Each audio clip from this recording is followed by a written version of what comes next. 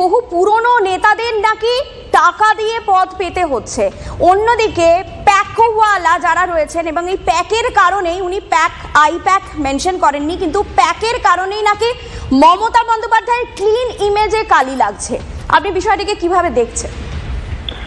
দেখুন, তৃণমূল কংগ্রেসের এখন অবস্থা কি জানেন? সেটা হচ্ছে শিড়ে হয়েছে সর্পঘাত, তাগা বাঁধবি কোথায়। ওদের মাথাতে পুরো সাপে কামড়েছে, আর এখন তাগা বাঁধার জায়গা নেই। কিন্তু মদন মিত্র যে বিষয়টি তুলেছেন সেটা তাদের দলের ভিতরকার বিষয় নিয়ে আমাদের কিছু বলার নেই। আমরা কেন এটা নিয়ে প্রতিক্রিয়া দিচ্ছি তার কারণ, এই প্যাক শুধুমাত্র দলীয় পদ বিক্রি করে প্যাকের এজেন্সির লোকেরা তা না। আপনারা খোঁজ নিয়ে দেখুন, 24 সালে এরকম এদের এই প্যাকের প্রায় গুচ্ছ কর্মীকে তাড়িয়ে দেওয়া হয়েছিল একটাই কারণে, যে দলের অভ্যন্তরে অভিযোগ ওঠে যে তারা নানাভাবে দলীয় নেতাদের থেকে তোলাবাজি করেছে। মানে চোরের উপর বাটপাড়ি যাকে বলে না, এই হচ্ছে তাই। এক তো তৃণমূল কংগ্রেস তোলাবাজদের দল, এরা তোলাবাজদের উপর তোলাবাজি করে নিচ্ছে।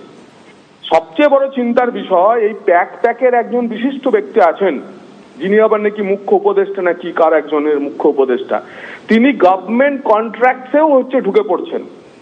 এইখানেই আমাদের আপত্তি। প্যাক হতেই পারে, সে প্যাক পয়সা নিয়ে কাকে উপদেশ দেবে, কি দেবে, আমাদের কিছু বলার নেই। কিন্তু সরকার আমাদের আপনার সবার, সরকারি কন্ট্রাক্টে প্যাককে পয়সা না দিলে, টাকা না দিলে, কাটমানি না দিলে গভর্নমেন্ট কন্ট্রাক্ট পাওয়া যাচ্ছে না পশ্চিমবঙ্গে আজকাল। এবং এইটাই হচ্ছে আমাদের চিন্তার বিষয়। IPS IAS অফিসারদের পোস্টিংকেও প্যাককে টাকা দিতে হচ্ছে।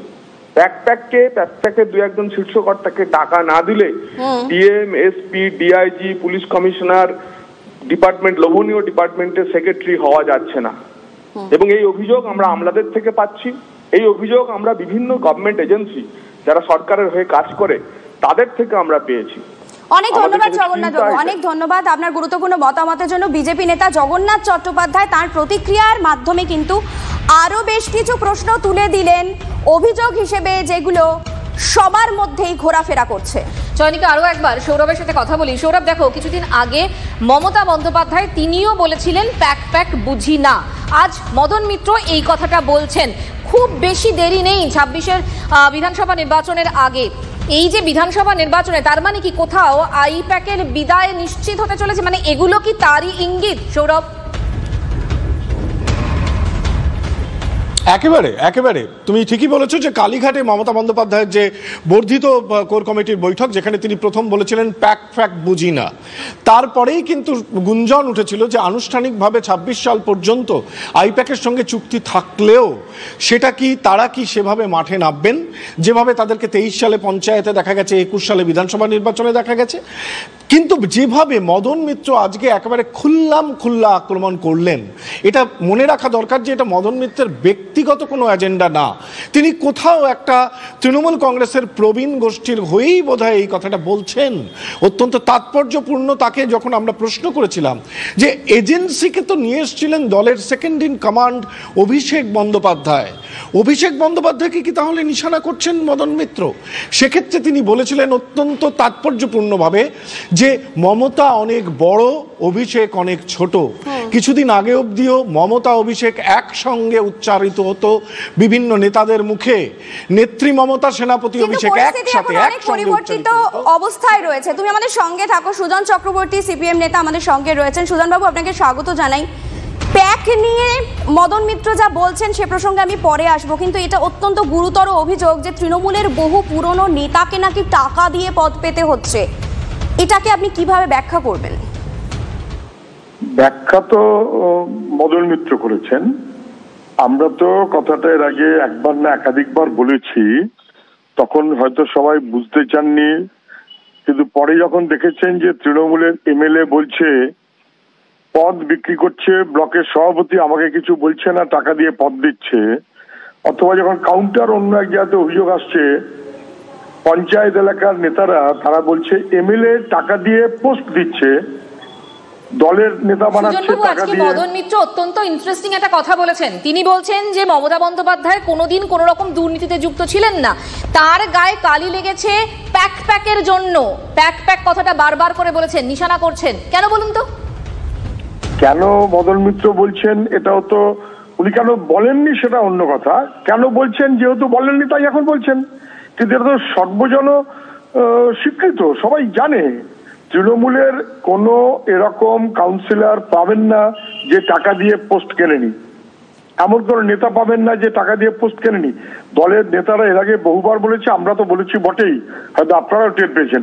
মদন মিত্র এখন স্পষ্ট করে বলছেন, এবং তারপর শেষমেশ এর দায় মমতার নয় এই কথাটা এখন কোনো না কোনো ভাবে একটু সামনে আনার চেষ্টা করা হচ্ছে বলে হয়তো প্যাক প্যাক বলছে। প্যাক প্যাক বলুক আর ভাইপো বলুক, মমতাকে বাদ দিয়ে কোনো প্যাক প্যাকও নয়, কোনো ভাইপোও নয়। দিদিকে বলো, এটা যখন প্যাক প্যাকের পক্ষ থেকে স্লোগানটা উঠলো তখন তো দিদি খুশি হয়েছিলেন। তাহলে দিদির গায়ে কোনো কালি লাগেনি, লাগিয়েছে একমাত্র প্যাক প্যাক, এই কথাটা তো কোনো ঠিক কথা নয়। এটা কালিতে ডুবে আছে কালীঘাটের 35টা প্লট। দিদির গায়ে কোনো কালি লাগেনি, কেউ মানবে না। ধন্যবাদ আপনাকে। অভিষেক ছোট, মমতা অনেক বড়, মমতা ভারত ব্যাপী মুখ। অভিষেক ডায়মন্ড হারবারে অনেক ভোটে জিতেছে, ওকে অভিনন্দন। তৃণমূলে ক্ষমতার ভরকেন্দ্র বিতর্কে ইঙ্গিতপূর্ণ মন্তব্য করেছেন মদন মিত্র। আমায় বলা হয়েছিল মমতা বন্দ্যোপাধ্যায় নাকি কোটি কোটি টাকা নিয়ে নির্বাচনে নমিনেশন দিচ্ছে। আমি আপনাদের সামনে ফেলে দিচ্ছি, কোথাও মমতা বন্দ্যোপাধ্যায়ের কোনো নাম নেই। এর থেকে বড় পাপ আর হয় না। যে মহিলা নিজের সর্বোচ্চ দিয়ে তার রোজগারে এই পার্টিটা চালালো, তার বিরুদ্ধে গায়ে কাদা লাগানো যে চক্রান্ত করবে সে তো বেঈমান, তার নিজে আত্মঘাতী হওয়া উচিত। 14, 16, 19, 21, 24 যা জিতেছি মমতা বন্দ্যোপাধ্যায়ের জন্যে। মমতা বন্দ্যোপাধ্যায় ছিল বলে জিতেছি। মমতা বন্দ্যোপাধ্যায়ের মুখটাকে বিক্রি করে তার মুখটাকে যথেচ্ছভাবে ব্যবহার করে মানুষের কাছে পৌঁছে দিয়ে আমরা জিতেছি।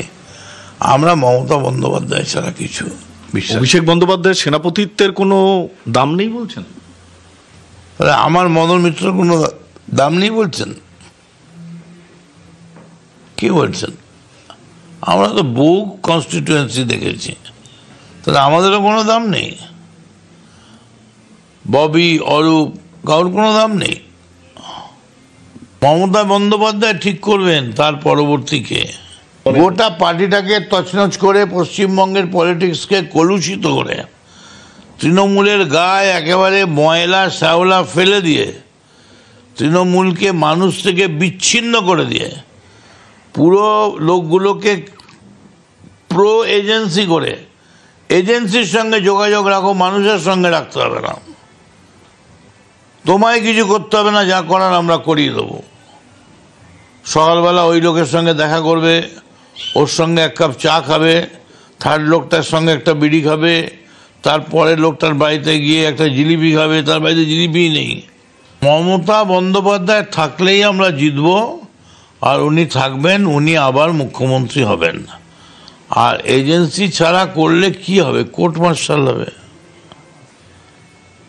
এমনি তো রাজি আছি আমরা। আজকে কিন্তু ততটা অভিষেক বন্দ্যোপাধ্যায়ের নাম নিলেন না মদন মিত্র। না, তার কারণ অভিষেক ছোট, তো মমতা অনেক বড়। হ্যাঁ, ছোট বড়োর ব্যাপার আছে না। মমতা একটা বাংলা ব্যাপী, ভারত ব্যাপী একটা চেয়ার, একটা মুখ। সেখানে অভিষেক ডায়মন্ড হারবারে অনেক ভোটে জিতেছে। কংগ্রাচুলেশন। শুধু তাই, রাজ্যবাড়ি তার একের পর এক সফর, রাজ্যের বিভিন্ন পঞ্চায়েতের আগে তার অভিযান, backed by Trinamool Congress, backed by Trinamool Congress.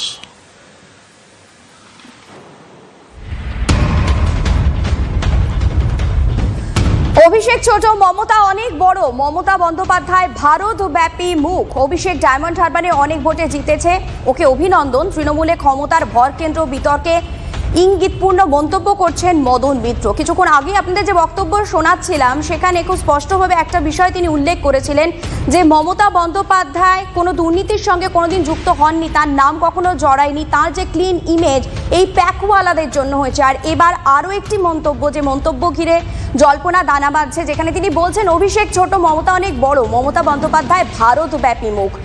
আমি একটু বিস্তারিত জানবো আর একটু বিষয়টিকে বোঝার চেষ্টা করবো। আমাদের সঙ্গে রয়েছেন আমাদের প্রতিনিধি সৌরভ। সৌরভ, একদিকে যেমন প্যাক নিয়ে কোট আনকোট বেশ কিছু কথা তিনি বললেন, পাশাপাশি কিন্তু অভিষেক মমতারও একটা তুল্যমূল্য আলোচনা তিনি আনলেন এবং যেখানে তিনি বললেন যে মমতা বন্দ্যোপাধ্যায় ভারতব্যাপী মুখ। কি এই বক্তব্যটার মধ্যে দিয়ে অ্যাকচুয়ালি কি বার্তা তিনি দিতে চাইলেন এবং কাদের উদ্দেশ্যে দিতে চাইলেন? দেখো, মমতা বন্দ্যোপাধ্যায় যে একজন ভারতব্যাপী মুখ এটা নতুন করে বলার অপেক্ষা রাখে না, কিন্তু তুলনা করতে গিয়ে মমতা বন্দ্যোপাধ্যায় ভারতব্যাপী মুখ আর অভিষেক বন্দ্যোপাধ্যায় ডায়মন্ড হারবারে অনেক ভোটে জেতা একজন সাংসদ, এই যে তুলনা, যে অভিষেক বন্দ্যোপাধ্যায়ের নাম একই সঙ্গে উচ্চারণ করতেন মদন মিত্র এবং তার মতো অনেক নেতারা, বলতেন নেত্রী মমতা, সেনাপতি অভিষেক, তিনি আজকে বলছেন যে মমতা বন্দ্যোপাধ্যায় ভারতব্যাপী মুখ আর ডায়মন্ড হারবারে অনেক ভোটে জেতা সাংসদের নাম অভিষেক বন্দ্যোপাধ্যায়। এটা তো নিঃসন্দেহে একটা গুরুত্বপূর্ণ ইঙ্গিত। যে ক্যামাক স্ট্রিট অফিস থেকে নিয়ন্ত্রিত হতো তৃণমূল কংগ্রেস, সেই ক্যামাক স্ট্রিট অফিস থেকে আস্তে আস্তে কালীঘাটে একটু একটু করে হ্রাস নিতে শুরু করেন মমতা বন্দ্যোপাধ্যায়। জাতীয় কর্মসমিতির বৈঠকে আমরা প্রবীণ নেতৃত্বের প্রাধান্য দেখেছিলাম। এখন প্রবীণ নেতৃত্বের অংশ মদন মিত্র, তিনি সরাসরি অভিষেক বন্দ্যোপাধ্যায়কে একজন সাংসদ হিসেবে শুধুমাত্র মানতে আসেন। সৌরভ, এই আলোচনাটা যখন চলছে আমার একটা খুব কৌতূহল হচ্ছে, মানে দেখো মমতা বন্দ্যোপাধ্যায়ের উত্তরসূরি কে, এই নিয়ে যখন আলোচনা চলছিল ঠিক সেই সময় মদন মিত্র যখন এই কথাটা বলছেন এবং কোন সময়ে বলছেন যে 26-এর নির্বাচনের ঠিক আগে, তার মানে মুখ্যমন্ত্রীর দাবিদার কে? আবারও বলছেন মুখ্যমন্ত্রী মমতা বন্দ্যোপাধ্যায়, অভিষেক বন্দ্যোপাধ্যায় থাকুন, মানে কি?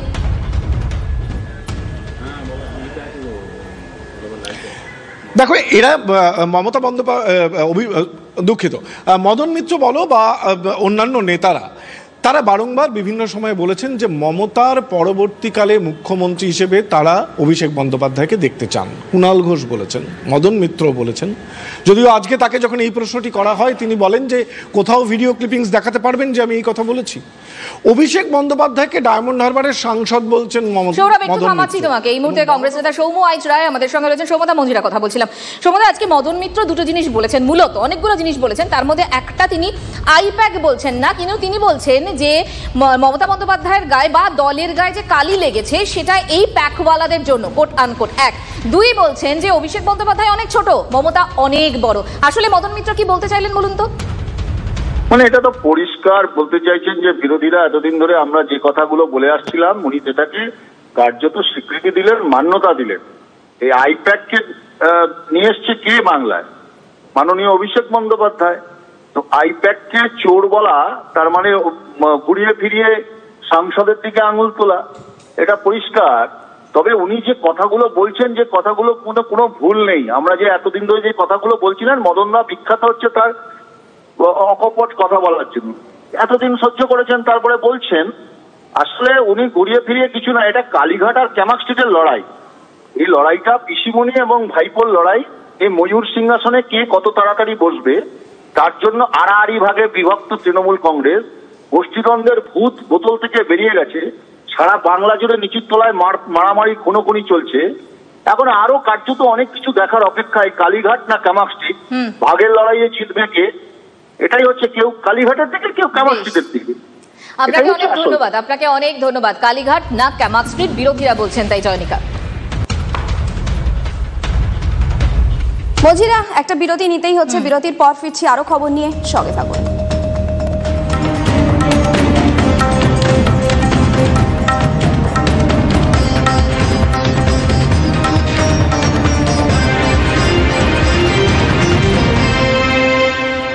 স্বর্ণালী কল্পনায় সব